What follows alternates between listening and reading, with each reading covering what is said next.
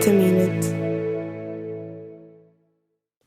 Sejam bem-vindos ao Vitaminate, o novo podcast do Núcleo de Ciências da Nutrição da Universidade de Trás-os-Montes e Alto Douro.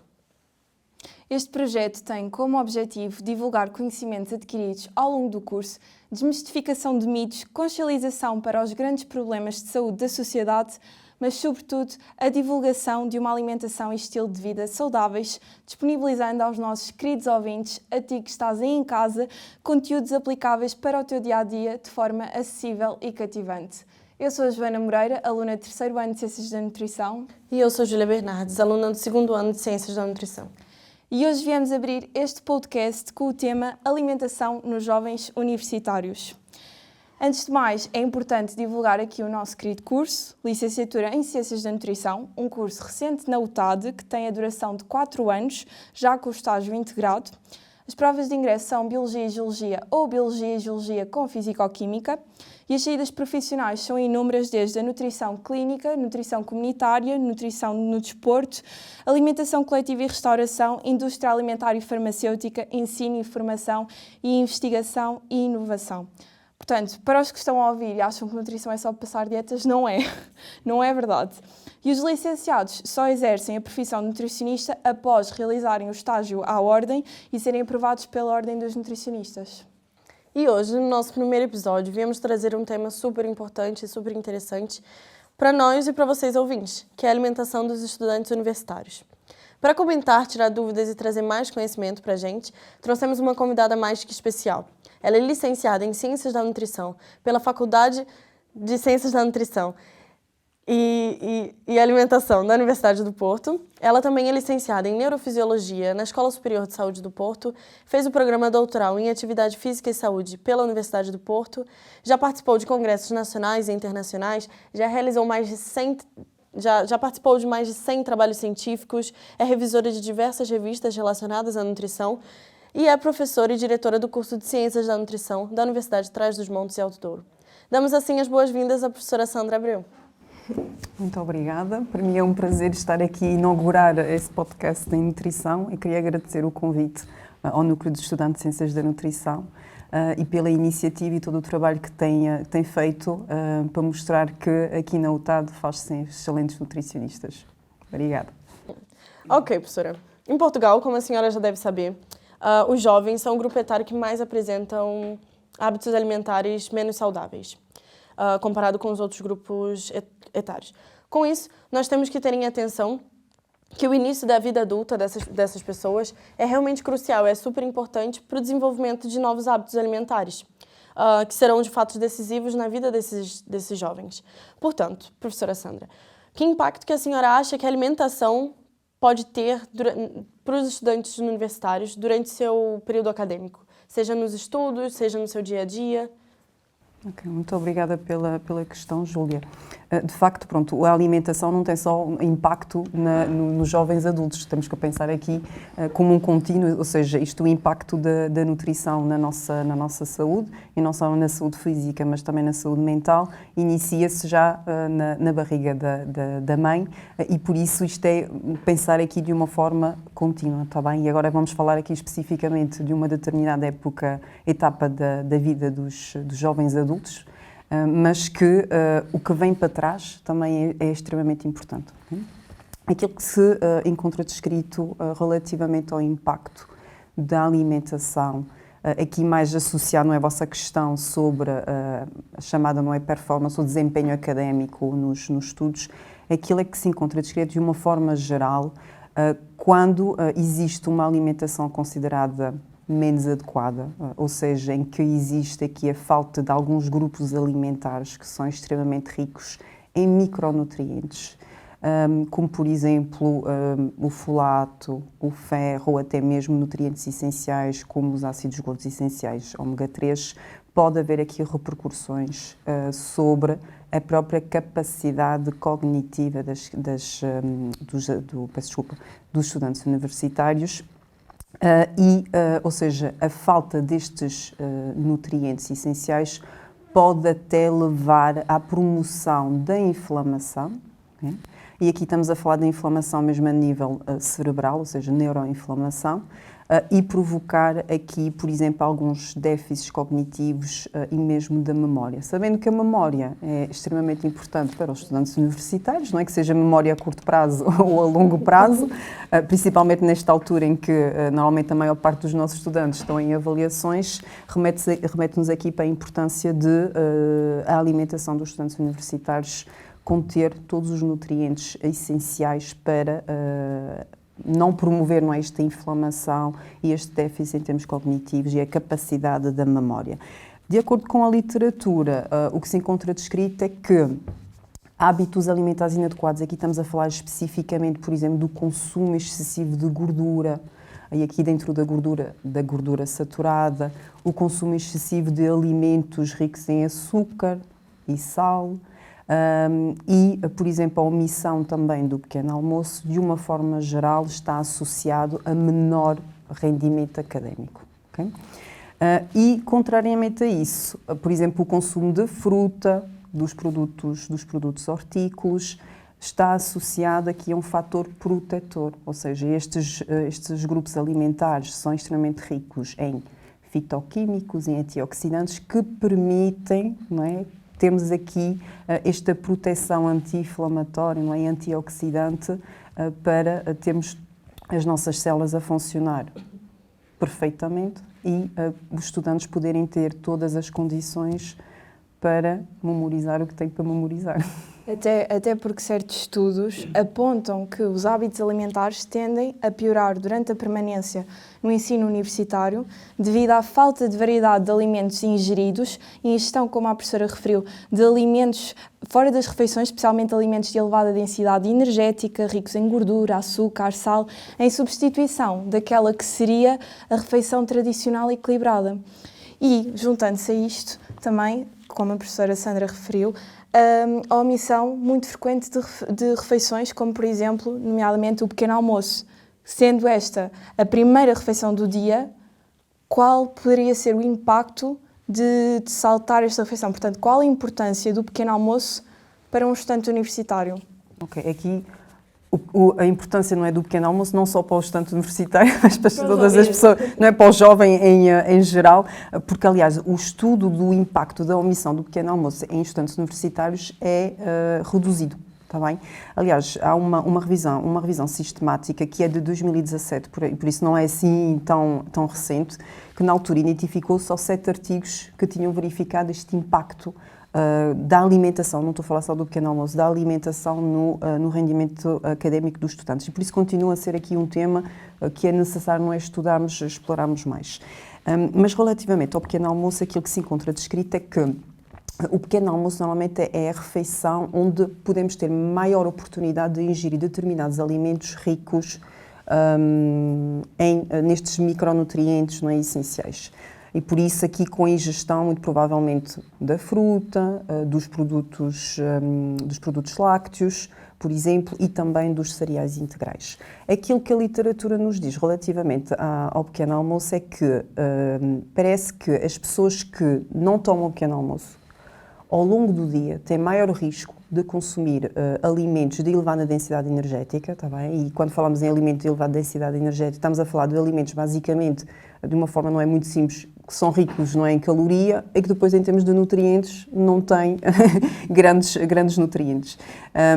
E por isso pode levar, não é, ao maior risco do consumo deste tipo de alimentos e por isso também tem maior risco de ter um perfil nutricional menos adequado. Também isso aumentando o seu risco depois, não é, quando falamos aqui de algo que é feito de forma crónica, este padrão, não é, de omissão da toma do pequeno almoço, sendo que pode aumentar, não é, o risco para o consumo de alimentos de elevada densidade energética e por isso muito provavelmente também um maior risco de não consumir os nutrientes essenciais para o corrente funcionamento das nossas células, levar a longo prazo, porque isto não aparece de um dia para o outro, não é, levar a longo prazo ao desenvolvimento de doenças crónicas não transmissíveis. Além disso, também parece que quem não toma o pequeno almoço tem maior probabilidade de ter excesso de peso ou obesidade. Okay? E por isso isto também é mais um risco e é algo que no estudante universitário também é preocupante, uma vez que isso já se estuda há alguns anos, que se verifica que normalmente na entrada para a universidade, pelo menos no primeiro ano, há um ganho de peso. E este ganho de peso se deve basicamente à alteração do estilo de vida associado a uma alimentação inadequada e à diminuição da prática de atividade física. Okay? E por isso, se nós adicionarmos mais isto, não é, da omissão do pequeno almoço, estamos aqui a mais um fator a contribuir também para esse excesso de peso e a obesidade. Como estamos falando sobre o pequeno almoço, sabemos que o pequeno almoço é uma das refeições que os estudantes acabam por fazer nos bares das universidades. Por não ter tempo de fazer, ou porque não têm o costume de fazer em casa, ou porque nunca tiveram o costume mesmo de comer em casa e vão deixar para comer mais um bocadinho para frente. Tendo em conta que existem nesses mesmos bares alimentos, uma disponibilidade de alimentos desequilibrados, vendo do ponto de vista nutricional, ou seja, com alto nível de sal, de açúcar, alta densidade energética, isso tudo vai ter um impacto na escolha desses estudantes. Portanto, eles vão acabar por ter uma maior disponibilidade de opções de alimentos menos saudáveis. Então, professora Sandra, com todos esses obstáculos, é possível manter uma alimentação saudável e correta na universidade?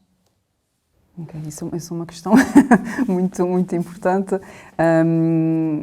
É possível, não é, com algumas ferramentas. Claro que quando existe maior disponibilidade de alimentos de elevada densidade energética, é maior também a probabilidade de serem consumidos.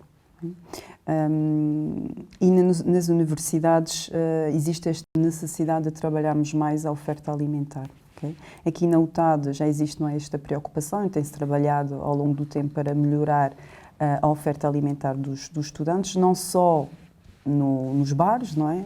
Na cantina, mas também temos que trabalhar mais também as máquinas de venda automática. E por isso o ideal seríamos ir ao encontro daquilo que está descrito, ou seja, os despachos que estabelece as normas para a venda de alimentos nos bares, não é? E nas vendas automáticas, por exemplo, que é aplicado nas escolas. Porque não aplicar isso também nos estudantes universitários, sabendo, não é, que existe aqui esta alteração toda à volta da alimentação e que muitos estudantes acabam por ter hábitos alimentares inadequados durante o seu percurso na universidade, e eu penso que a universidade deve ser também, além, não é, de um local onde se transmite conhecimento, também deve ser um local que também transmite, não é, que permite que os estudantes sejam saudáveis. Tenham mais opções, né? Eu estava até falando com a Joana sobre isso. Ela disse que teve um dia que ela estava à beira de uma máquina de venda automática, né? E o que é? Que qualquer dia chegavam aqui os nutricionistas e acabavam com isto tudo. E aquilo que eu acho que as pessoas não entendem é que nós, nutricionistas, nós não proibimos as pessoas de comerem, simplesmente tentamos que elas reduzam ou que comam de vez em quando esse tipo de alimentos. Ou que tenham outras opções. Eu estava até falando com ela sobre isso, a gente começou a comentar sobre as máquinas de venda automática, e eu comentei com ela que eu visitei uma universidade e eu achei aquilo surrealmente, tipo, incrível, porque eu nunca vi em nenhuma outra universidade por aqui. E aí eu cheguei nessa universidade, a primeira coisa que eu reparei foi nas máquinas de venda automática. Tinham 3 ou 4, assim, seguidas uma da outra. Uma só tinha, tipo, bebidas, uma só tinha coisas saudáveis, mas, tipo, só alimentos saudáveis, só snacks saudáveis, só, tipo, frutas, mais coisas naturais. E os outros tinham, pronto, as outras coisas que as pessoas costumam comer ou nessas outras máquinas. Então, eu achei essa disponibilidade de alimentos, tipo, incrível, porque por que não termos aqui também, certo? Então, eu achei isso bem interessante, também queria falar aqui, porque eu acho que falta uma maior disponibilidade de alimentos, não retirar, como ela ouviu a menina dizer, daqui a pouco eles tiram tudo isso. A gente não quer retirar, a gente quer acrescentar mais opções para as pessoas, para que elas tenham a opção de escolher, do tipo, para que eu vou escolher tal chocolate se eu tenho aqui, se calhar, umas bolachas que vão me dar muito mais, vão me saciar muito mais, entendeu? Mas deixa-me só acrescentar aqui uma coisa. Eu acho que também existe alguma falta de literacia alimentar porque eu estou a a analisar a oferta alimentar nas máquinas de venda automática de alimentos aqui na UTAD. E aquilo que nós demos na nossa ferramenta, que fizemos um inquérito para avaliar a satisfação, a maior parte das pessoas, nas sugestões, as sugestões que davam eram ter francesinhas na máquina de venda automática alimentar, que as Coca-Colas não viessem em cima, porque senão elas caíam de repente e depois ao abrir aquilo explodia, pronto. Sugestões que nós, se achávamos que a oferta em termos nutricional era desadequada, eu acho que as pessoas, a maior parte delas, não têm essa literacia a nível alimentar. Eu acho que acaba nem por ser muito culpa deles, né? Porque se a gente for ao mercado, tem uma maior disponibilidade de alimentos não saudáveis, umas opções menos saudáveis, tanto mesmo como snacks. Então, eles acabam por não saber o que é um snack que vai dar mais nutrientes para eles, o que vai ser melhor para eles. Então, acho que acaba por ser um bocado... Sim, acho que aqui é importante, não é? Esses dois conceitos que vocês referiram, muito importante, que é o da disponibilidade, não é? O que está acessível, e depois a parte da literacia alimentar, que é extremamente importante, porque se as pessoas não percebem porque é que devem comer aquilo, não é? Em detrimento de outros alimentos, estamos mal, não é? E por isso aqui a questão, temos que ir, não é ao fundo da questão, que é aumentar primeiro os conhecimentos para as pessoas terem as ferramentas necessárias para poder fazer boas escolhas. Que é como a Júlia estava a dizer, não é? Vamos a um supermercado. No supermercado também temos opções saudáveis e opções menos saudáveis. Então porquê é que as pessoas escolhem uma, não é, em detrimento do outro? Isso tem a ver, não é, com o conhecimento que essa pessoa tem. Por isso é isso que nós temos que trabalhar mais também aqui nos estudantes universitários, que é o aumentar a literacia alimentar. Que não é só, não é, um problema dos estudantes universitários, que é algo que se verifica em termos médios aqui na população portuguesa. E por isso são dois conceitos muito importantes. E depois este estudo, não é, que a Joana está a fazer, isso também seria interessante depois partilhar para outro aqui episódio. os resultados, não é? Eu acho que seria muito interessante. Outra questão muito importante é que nos últimos anos, até com a pandemia, houve um aumento das refeições extradomiciliárias e um aumento da ingestão de refeições tipo fast food. Sobre a disponibilidade das cadeias de fast food em Vila Real, nós sabemos que temos mesmo uma, entre aspas, aqui à porta da universidade, que agora vai abrir outra. Portanto, de certa forma, isto acaba por influenciar a escolha do estudante, porque torna-se aqui outra opção de uma disponibilidade de alimentos que, de um ponto de vista nutricional, acabam por ser completamente desequilibrados. Que impacto é que este tipo de alimentação à base de fast food pode ter num estudante universitário e, quem diz isto, diz num jovem adulto? Okay. Aí caímos outra vez nessa questão, não é, do que está disponível, do que está aqui acessível para os estudantes. Claro que perto da universidade, não é, ter a possibilidade de ter acesso a esse tipo de alimentos, muito provavelmente alguns estudantes irão realizar as suas refeições nesses locais. No entanto, esses locais, ou seja, uma refeição nesse local continua a ser mais caro do que uma refeição na cantina. Não é? E por isso a questão também económica é muito importante aqui no estudante universitário. Claro que depois até podem comer opções mais baratas, mas muito provavelmente não vão ficar saciados. E por isso o que é que vai acontecer? Não ficam saciados, vão querer comer mais alguma coisa e no final de contas acaba por gastarem mais dinheiro. E por isso tem que haver aqui uma noção importante de gestão também, não é? Económica, que normalmente os estudantes universitários têm que fazer, não é? Essa gestão. E isto é importante, se for todos os dias comer num desses locais, muito provavelmente vou chegar ao final do mês sem dinheiro, não é? Por isso, não é assim tão barato, não é? Ou pelo menos agora não é assim tão barato. Se calhar há uns anos atrás era muito mais barato. Agora não é assim tão barato. Eu acredito que, claro que alguns irão fazer as suas refeições nesses locais, mas porque muito provavelmente também já iam, não é? Não acredito que provavelmente seja feito de uma forma muito frequente por causa do preço, está bem? No entanto, não podemos esquecer que quando está disponível, a probabilidade, não é, de se deslocarem até lá é maior, porque só tem que andar, não é, uns metros, não precisam descansar muito e chegam muito rapidamente. E por isso é mais um fator aqui que aumenta, não é, a possibilidade de poderem ingerir este tipo de refeições, sabendo que a ingestão desse tipo de refeições, não é, que normalmente são ricas em gordura, em sal, não é, e açúcar, a longo prazo terá impacto na saúde dos estudantes. Pois, a senhora estava falando... Desculpa, a senhora não, você. Você estava falando sobre que é mais fácil, é só descer, mas também tem que lembrar que tem que subir aquela rampa. Aquela rampa custa. Depende do local onde começam, não é? É verdade. Pronto, então se calhar a baixa adesão aos padrões alimentares saudáveis pode então ser por conta dessa transição para a entrada na universidade. Falando mais sobre os jovens que moram sozinhos, né? Porque, claro que também tem... Eu já estudei no Porto, como eu já falei com a senhora, já falei com você, e no Porto é igual, acaba por ser igual, e eu acho que se eu comi na cantina uma vez, foi muito, porque em outro polo tem que andar muito mais, enfim, é absurdo. Porque muitas vezes essa entrada no ensino superior, ela vai conduzir uma mudança de hábito, não só o alimentar. Eu, tirei um exemplo, uma pessoa indo morar sozinha, ela acaba por ter a ausência da família. Isso pode gerar uma certa ansiedade, gerar preocupações, gerar coisas que se calhar a pessoa já sentia antes, mas fica mais intenso.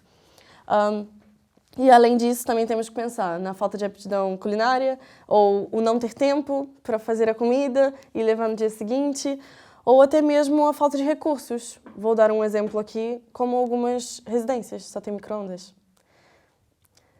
Para mim, isso é do tipo, isso faz com que os estudantes eles tenham que comer comidas pré-feitas ou vão comer fora de casa.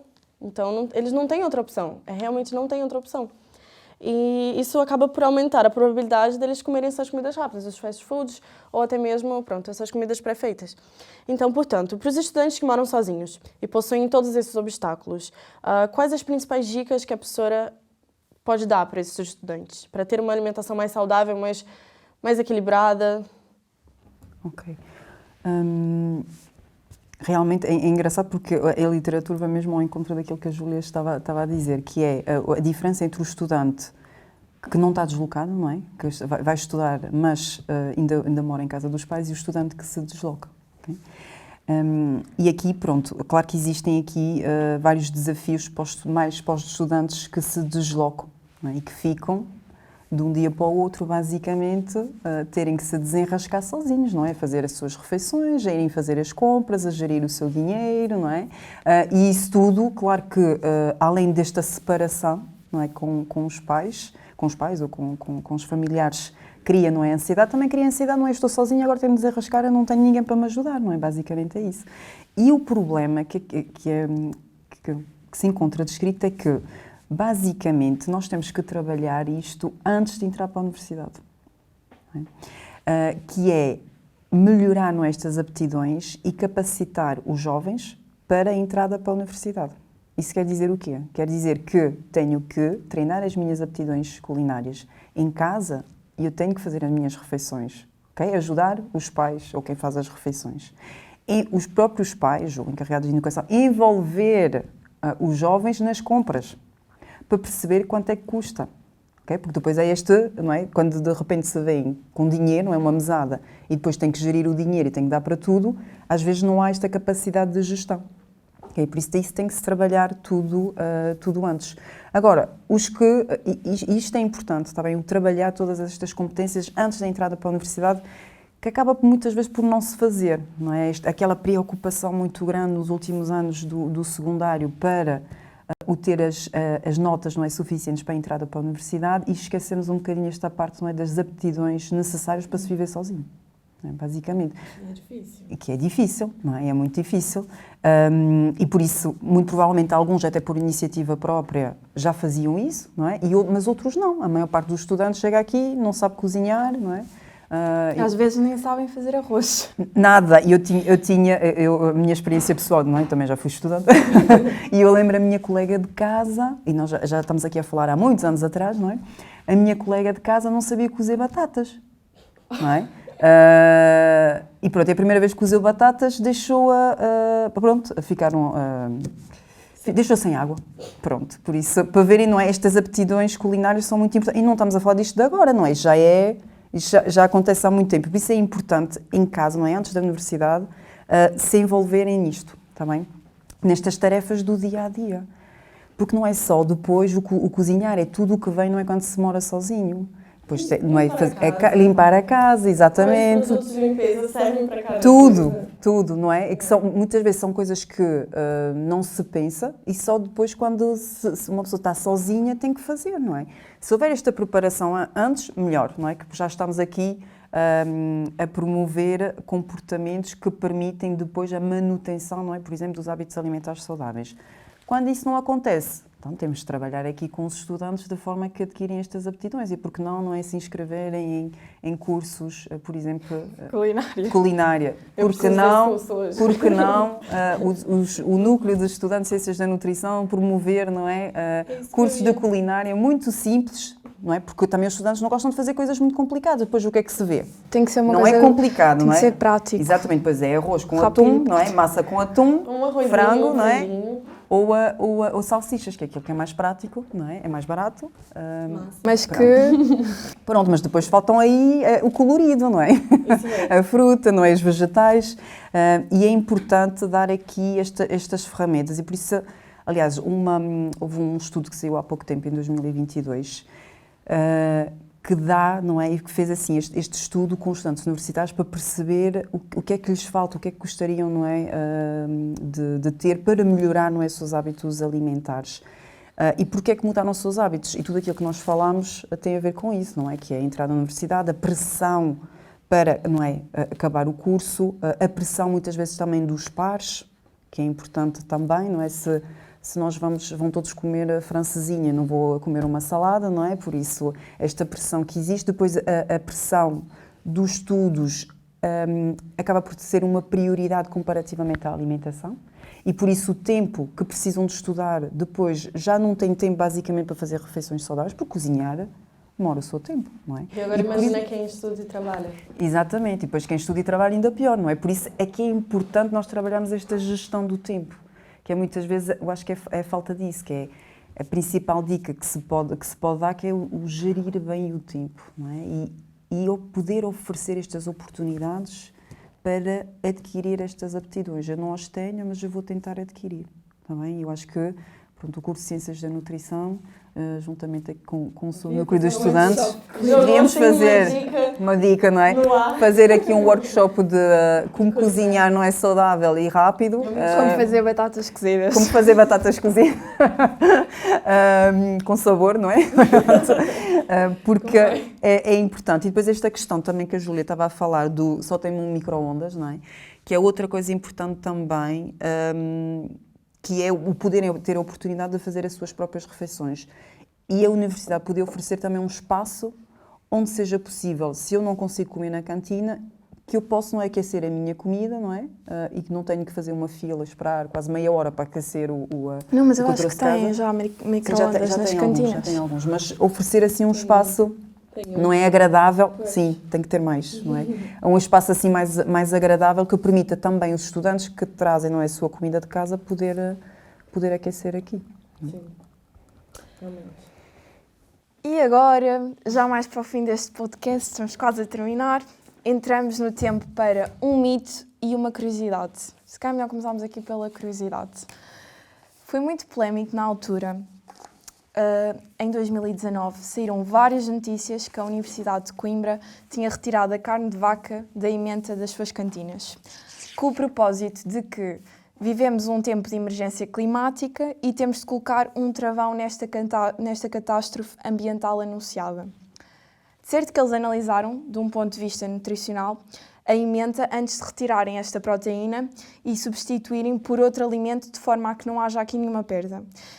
E a questão que eu coloco é, se mesmo com a substituição, de facto não vai acabar por haver nenhuma perda em termos de valor nutricional, e se todas as universidades deviam adotar isto, porque muitas das vezes acabamos por esquecer que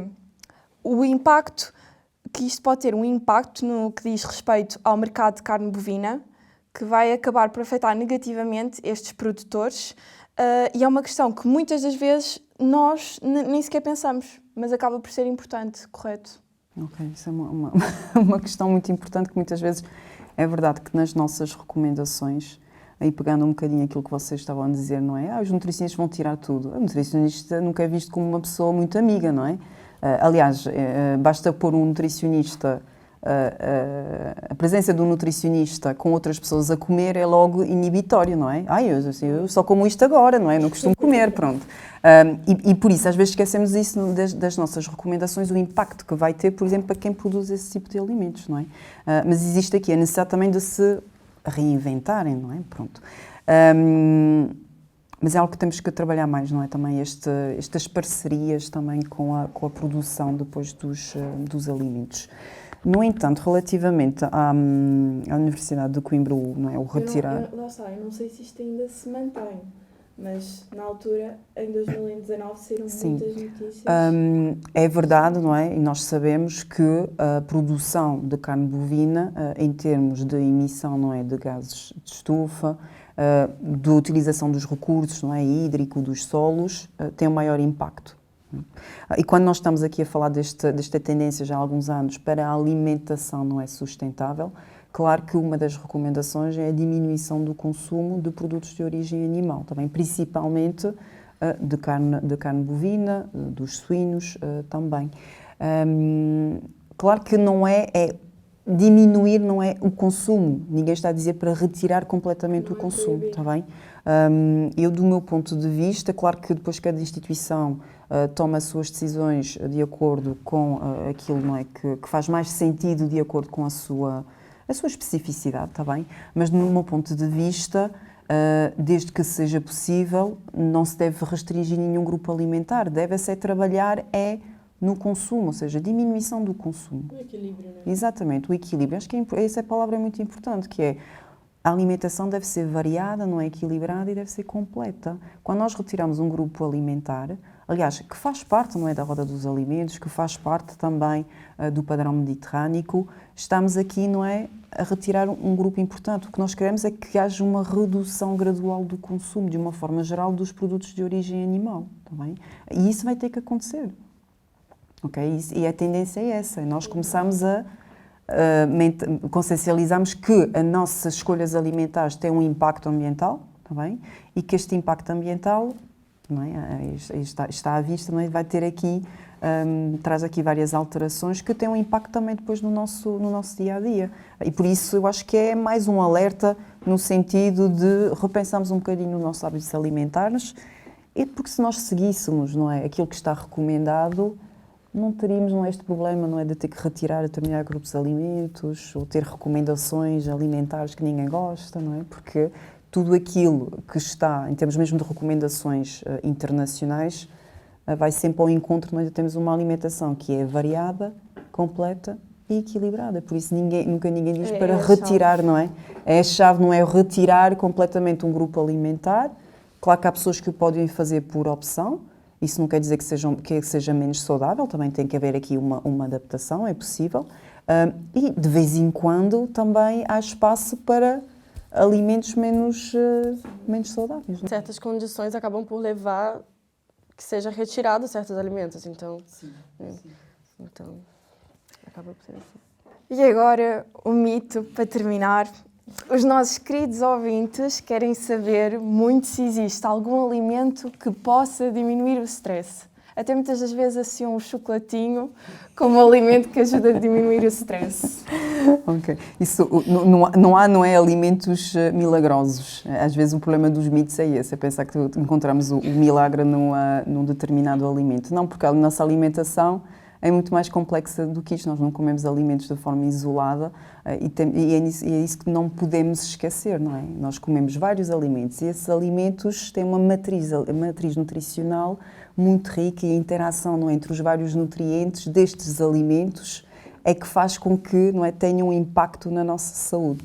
Relativamente ao stress, claro que há vários estudos que demonstram que há determinados grupos alimentares ou alimentos que possam diminuir o stress.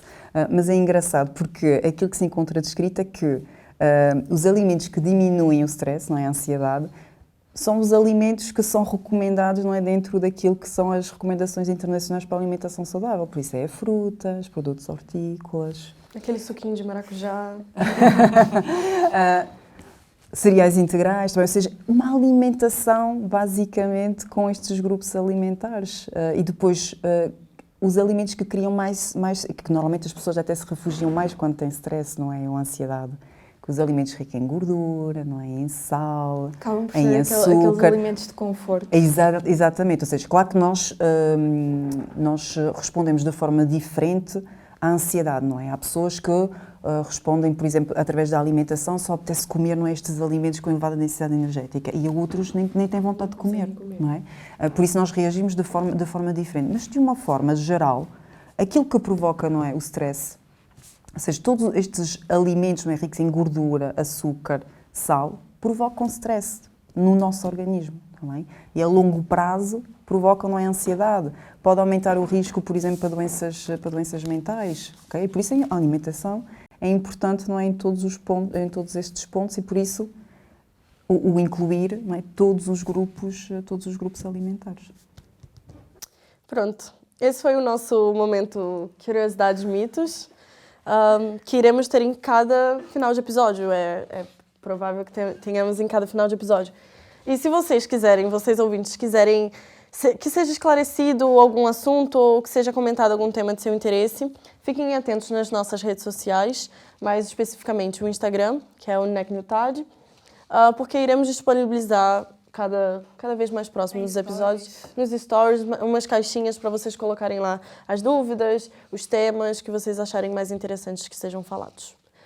Eu acho que a professora Sandra também quer informar alguma situação. Sim, gostaria só, e obrigado por dar esta oportunidade de informar que já o ano passado a Pró-Reitoria da Saúde e Bem-Estar iniciou um projeto que se chama Diagnóstico sobre a Saúde e Bem-Estar da Comunidade Académica, Hábitos Alimentares, Atividade Física e Bem-Estar Psicológico, cujo objetivo é avaliar, não é, a saúde e o bem-estar da comunidade académica, que iniciou o ano passado e que vamos continuar este ano, e por isso apelava, não é, a todos os estudantes que gostassem de participar, porque é importante, não é, para dar resposta a estas questões que a Joana e a Júlia fizeram hoje, não é? Porque realmente nós precisamos de estudar mais estes hábitos nos estudantes universitários e como é que isso tem impacto na sua saúde, está bem? E falta-nos saber isto aqui na UTAD, como é que estão os nossos estudantes universitários, e por isso acho que, e agradeço a oportunidade de poder falar um bocadinho deste projeto, seria muito importante a participação de um grande número de estudantes.